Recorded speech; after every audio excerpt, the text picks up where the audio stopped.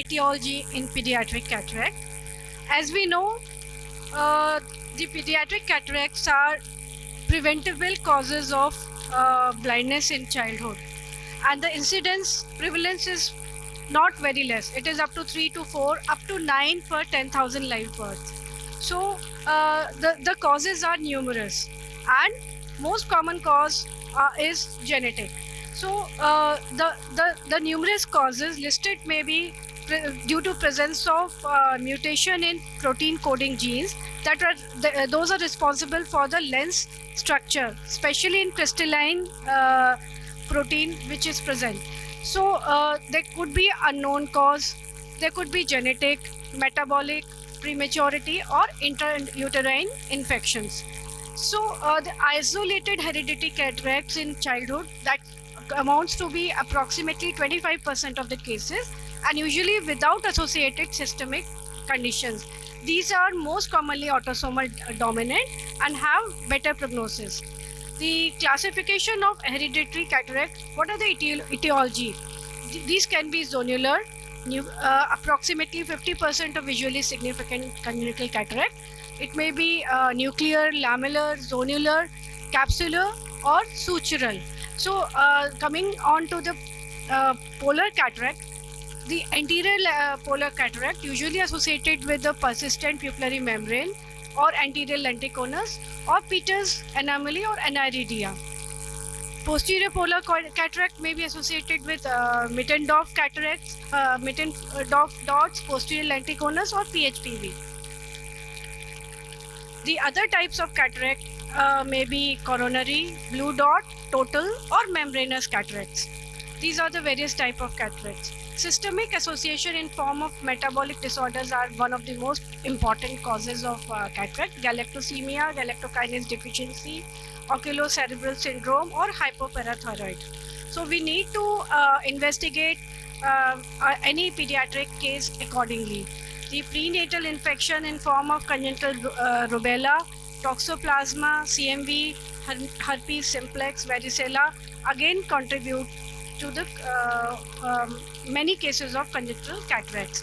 So chromosomal abnormalities, Down syndrome, Patau syndrome, Edwards syndrome, also associated with congenital cataracts. Systemic syndrome, syndromic conditions such as Werner syndrome, atopic dermatitis, myotonic dystrophy. There's a list approximately 200 ocular syndromes which may be associated with congenital cataracts. The local ocular disease like children with rheumatoid arthritis, JRA, juvenile rheumatoid arthritis, having uveitis, posterior lenticonus, retrolateral fibroblasia, children on ROP treatment, congenital aniridia. These patients may also be associated with congenital cataract. So drugs, children with nephrotic syndrome on long-term steroid, radiation therapy, trauma contributes to many most important causes of congenital cataract. So we should, whenever we are dealing with congenital cataract, we need to do systemic examination. We need to do genetic, if available, genetic studies, and thorough evaluation is must before we plan a case for congenital cataract for the surgery. Thank you.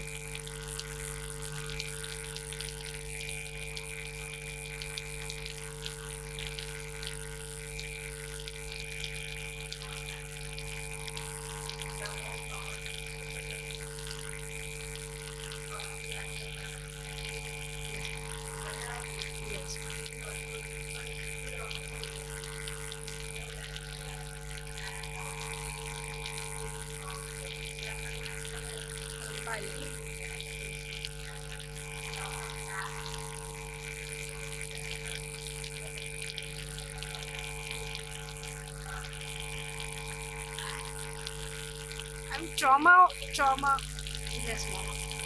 And ma'am, trauma is very, very important also. Traumatic thing.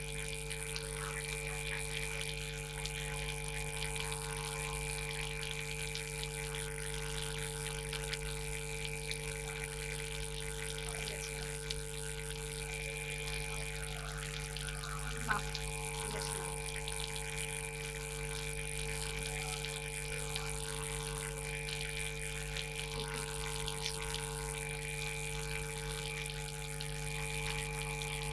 Thank you.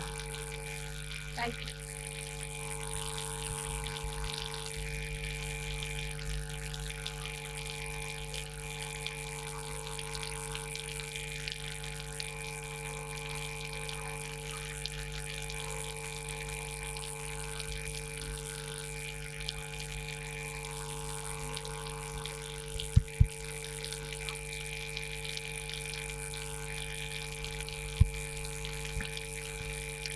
So for this opportunity. So I would like to make a very vast topic a little bit concise, and I'll try to bring it as bite-sized portions as far as possible. So visual impairment has been described in so many words and so many numbers as how much of visual acuity the child has. But this is not possible when you're dealing with very small children. In older children, yes, but very small children like this child, whom the mother tells that she is not looking at the face, even though social smile has developed, the child is not looking at the mother's face. So we need to intervene early in these children, and we need to diagnose a lot of visual behaviors to do this. And before jumping into the visual impairment, we need to do a complete examination to rule out that no treatable causes have been left out. So most often when we see very small children who cannot read, and the mother feels that the child is not seeing properly, there is a chance that many of the relatives tell that let the child become older and they will read at that time. So that tendency has to be rubbed off completely, and we need to intervene and assess them quite early. And congenital cataract and all the causes of treatable blindness have already been discussed. So after that, we need to treat the visual impairment after all the treatable causes have been treated. So we need an individualized approach. So there is a lack of uniformity in all these assessment programs. So there is a little bit of vagueness. The CVI Scotland group has come with a 4-step process in which first we evaluate, second thing we assess the functional vision, and step 3 is creating an individualized plan, and step 4 is monitoring. So why is the evaluation process so important? That is because vision is just not a number. It is not visual acuity. It is a multifaceted phenomenon, as has been already described in the previous talks, that the tree of vision. So we have the brain and the many aspects of the brain which deals with the visual behaviors, and these visual behaviors have to be assessed in the child. The MRI imaging and the clinical reports will help us to diagnose this better and which areas of the brain are involved more. And so with all these things in mind, considering the visual acuity, the contrast, and accommodative disorders, we have to keep everything in mind while dealing with such children. And we go in for a functional visual assessment, wherein we see what the child can actually see rather than just listing what the child cannot see. So we need to find out the child's abilities and how the child works, which field of vision the child is utilizing, and we need to know how big the images that has to be presented to the child for the child to see properly, what should be the color of the images that should be presented, or color of the toys that should be given to the child so that the child can connect, and how contrast sensitivity is affecting the child's visual development.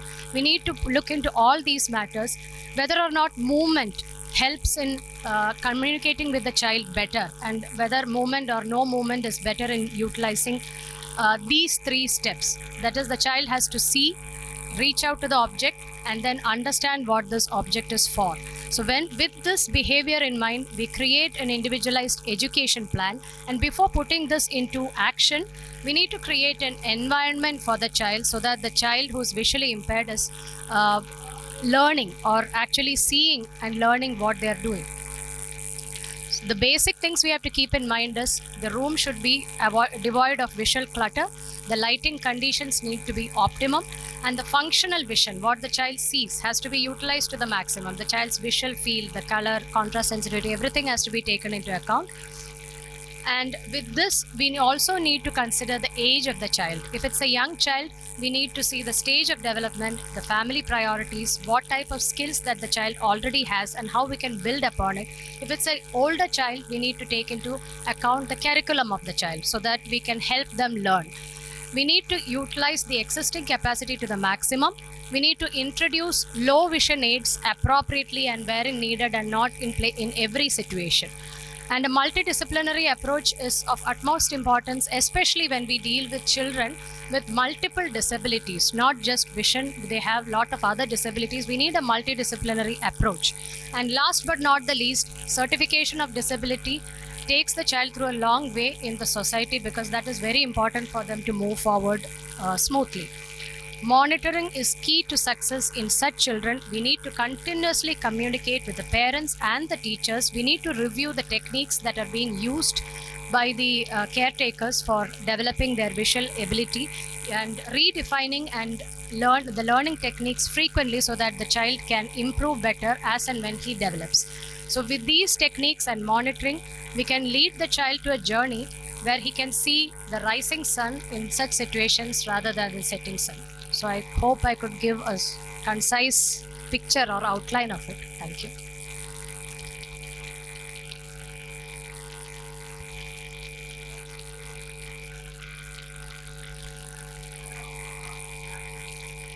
Yes, ma'am.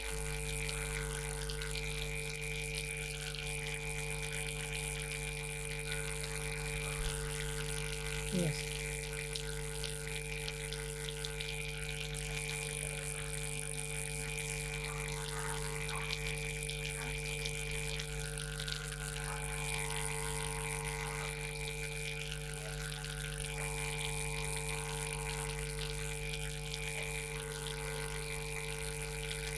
Right.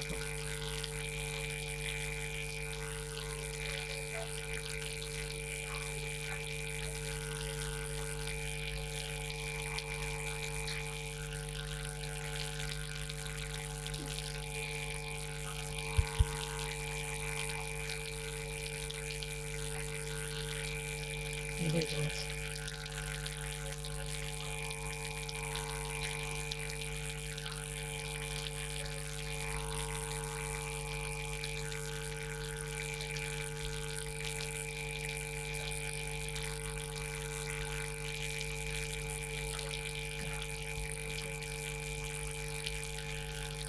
Committee of AIOS for giving me this opportunity. So not going in the details of pediatric glaucoma, just touching some clinical pearls, which as a practicing ophthalmologist, we should all know that whenever we start thinking about childhood glaucoma, whenever a child approaches to us, basically the first definition which comes in our mind is about that it's a group of severe pediatric conditions which is associated with elevated intraocular pressure and a cupping that leads eventually to permanent blinding condition. So the major challenge is what? The major challenge is basically because the symptoms may be supple or the various clinical presentations, everything is there. So in all, we can say that to make the diagnosis at the very first go being a confirmatory diagnosis is definitely going to be difficult. So a high index of suspicion is to be noted from the family physician and the parents. Also, we should always keep in mind that the delayed diagnosis of this congenital glaucoma can definitely lead to blindness, which could lead to further emotional and psychological, I can say, burden on the patient's parents. Also, I was listening to the previous talks and everywhere it was said that in childhood, vision is the most important thing and you have to be very, very well cautious about managing the amblyoppias, which is even a most common thing when it comes to the managed congenital glaucoma as well. So simplifying the classification, we can say that it could be a primary, that the pathology is lying in the angle itself, or a secondary where that it could be the some other thing systemic is manifesting into the angle as a secondary cause. So this was the older classification, and when you simplify and you can come to the newer classification which is adopted by the Childhood Glaucoma Research Network, which says that glaucoma can be there, but if you can see this particular box here, you can see that 2 or more of the listed criteria should be there to fulfill and make a diagnosis of congenital glaucoma. Also, it says that there could be a glaucoma or elevated intraocular pressure with non-acquired systemic diseases, non-acquired ocular conditions, or could be acquired systemic as well as the ocular conditions. Now, when we are dealing with a case of congenital glaucoma, the first thing which comes in the role is really the genetic counseling, because only if you know that how important it is when it comes to a consanguinity of marriage or diagnosing the early disease symptom, only then you can screen and make your, I can say, future parents mentally prepared that what they can and how they are supposed to deal with that particular condition. Now talking about the diagnosis and how do we say as affirm that this particular disease is progressing. For that, there is a we can say, we know that everybody knows that ophthalmos is the commonest presentation of congenital glaucoma. Along with that, the IOP measurement and the optic disc appearance, that is the baseline investigations, are really important, because in these all particular cases, the IOP, because of the raised IOP, the enlarging corneal diameter, the increasing axial length, and in turn everything leads to eventually progressive myopia. Again, when you are diagnosing a case or you are examining a case of congenital glaucoma, be sure that all the time the examination is done under the same anesthetic agents for the serial examination. And always when you are treating a child of less than 3 years of age, the corneal enlargement due to raised IOP can be pointed out as the most significant factor. So the serial corneal diameter can be used as your progressive case when the child is less than 3 years. Pachymetry should not be kept in mind because the role of pachymetry in congenital glaucoma is always debatable. Now, gonioscopy, definitely, I know doing gonioscopies in children is a tedious task, but yes, if it's possible, you can be doing it once a year. Appearance of the disc I have already covered. Now, the rapid change in the refractive status and the axial length is something which we should keep in mind when it comes to progression. So, in all, we can say that, okay, whenever we are talking about progression, we have to keep 3 things in mind: the intraocular pressure, the change of the refractive status, and the axial length, along with the corneal diameter if your kid is less than 3 years. Not talking about the primary congenital glaucoma, not going in the details, just saying sharing a clinical pearl. Clinical screening of the current and the future sibling is really important when there is a history of parental consanguinity when it comes to the primary congenital glaucoma. Trabecular dysgenesis, we all are aware about it, is all given in the books that what all happens in the angle in this particular glaucoma, and the treatment of choice is definitely not a medical treatment. It's rarely when it is going to be covered with the medical treatment. Basically, it's a trabeculotomy plus trabeculectomy. Now talking about the JOAG, the presentation, we know that it's after age of 4 years, and the first line of treatment, definitely it is going to be a medical treatment, though it is difficult to control medically. So you might go for the trabeculectomy or a shunt devices. Now these are certain conditions where the glaucoma is associated with non-acquired ocular anomalies. I'm having 1 minute, 1 minute is there. So for these things, you have to do a lifelong monitoring is really important.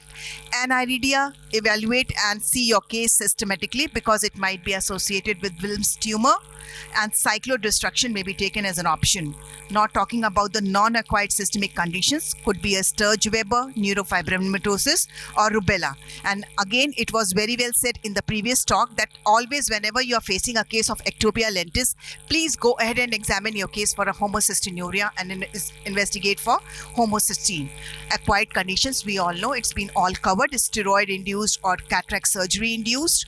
And last but not the least, because in kids, the pharmacokinetics is entirely different. So please teach your patient's parents to go ahead with the punctal occlusion to have the minimum side effects. And surgery, since we have come up with the micro-invasive glaucoma surgery, minimally invasive, so angle surgery is definitely a coming up good option in the cases of childhood glaucomas as well. So it is important in all to prepare your patients and parents, that is, or the caregivers, for a lifelong follow-up and possible future surgeries. Thank you very much. Any question?